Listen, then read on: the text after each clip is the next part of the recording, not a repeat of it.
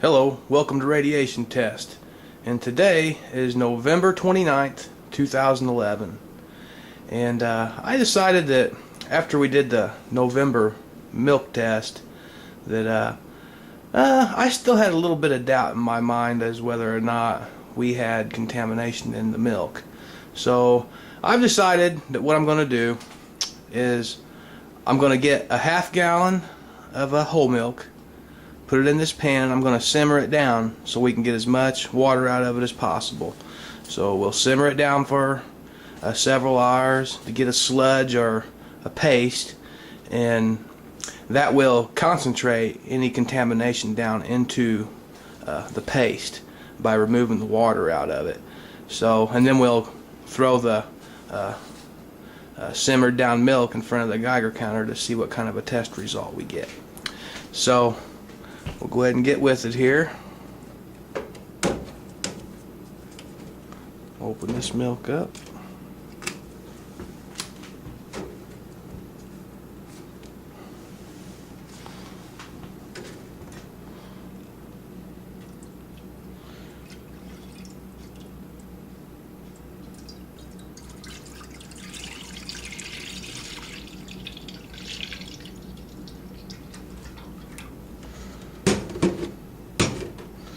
Alright, now we'll fire the stove up here.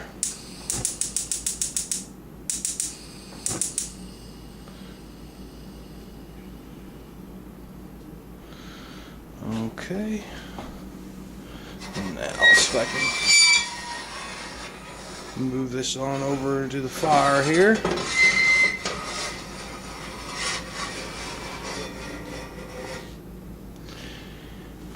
And we'll simmer this down, guys. So,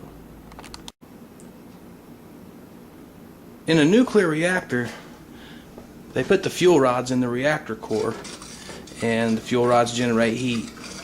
Well, when they're done with the fuel rods and they're spent, they move them over to a spent fuel pool. And the spent fuel pool is like a big swimming pool that has a lot of water in it. And they do this for a couple reasons. One reason, the reactor rods, they continue to generate heat after they're spent. So they put them in the fuel pool to keep the rods from going into meltdown. They'll circulate the water around with some pumps, and it keeps the reactor rods cool. Another reason they use this method is because the water itself acts as a shield, and it will help protect the workers at the power plant from excessive radiation exposures.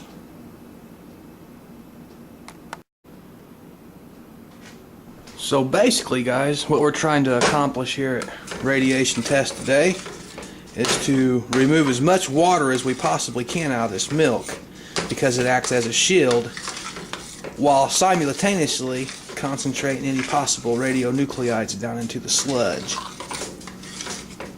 As you guys can see, it's getting there.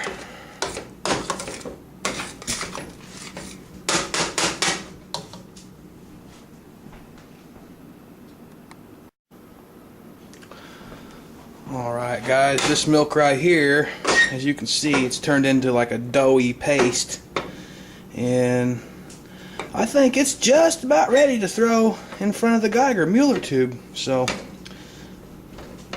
it's pretty close.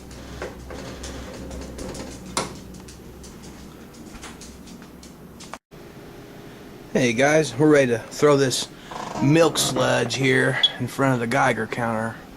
It's been simmering down for several hours, and it's pretty doughy. I can't say that I removed all the water out of it, but I got as much out as reasonably possible. So if you look up here at the observer software, you'll see our graph, and right now it's displaying 3 hours of data. And if you look over on the left side of the graph, you'll notice that we're averaging right at 14 counts per minute. So,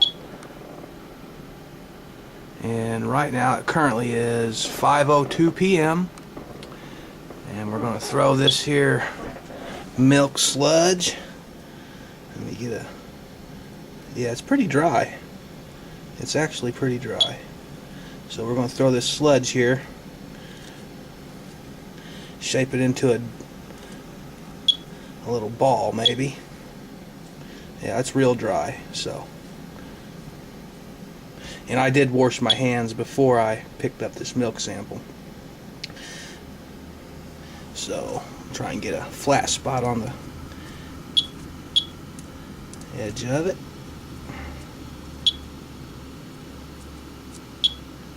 Up.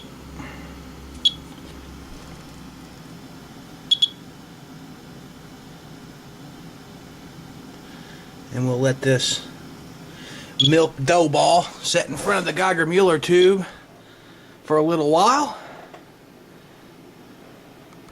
Let's see what we're getting here. I'll let it run for a minute so you guys can see.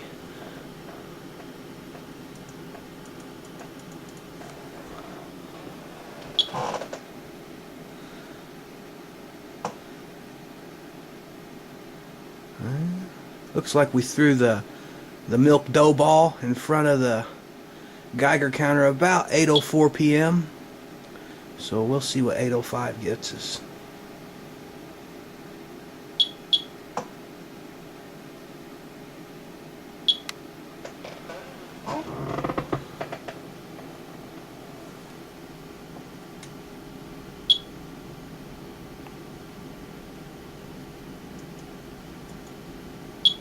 We had 12 counts at 8:05. So we'll let this run for a while, and then we'll compare maybe a 90-minute milk run against the rest of the background radiation we have recorded for now. So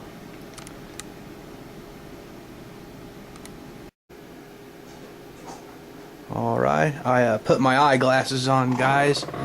We put this sample on there at 5:05 p.m. That will be 17:05. So let's do a quick evaluation of this. I'm going to move the milk sample over here, and I turned the chirper off for a minute, but okay. So here's 1700. Here's 1705 right in here, and this is the background radiation, and right here is our milk sample. And I was looking at it real close, and it does appear like there's some inconsistency. Now, it didn't jump up to 40 counts a minute or anything like that, and to be honest with you guys, I was kind of expecting it to, but that's not what it did. So let's look at this here. You can see we've been getting about 14 counts per minute on our background radiation. And if you look at the mid-range, that's where I'm seeing the inconsistency. There's a little bit of inconsistency with that right there. So you guys can look at it for yourself, and you can make your own judgment on what you think it looks like. But it appears to me like this point and this point, you'll see it's empty in between it. Right there it is again. There it is again. Whereas on the background radiation, you're not seeing that nearly as much. Now, we did have a jump right here, which is up to 26 counts. Another jump right here, which was 25 counts. But that's a little higher than what we've got in the last, in the 90 minutes of background. But I wouldn't be real concerned with seeing little points jump up like that. But I would be more concerned with seeing this pattern right here, and then right in there, and right in there, right in there.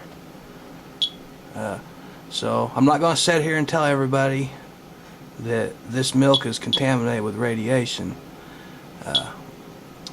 because I'm not exactly the know-all expert on this subject, but you guys can look at it for yourself, and you guys can decide. Thanks for tuning in to Radiation Test.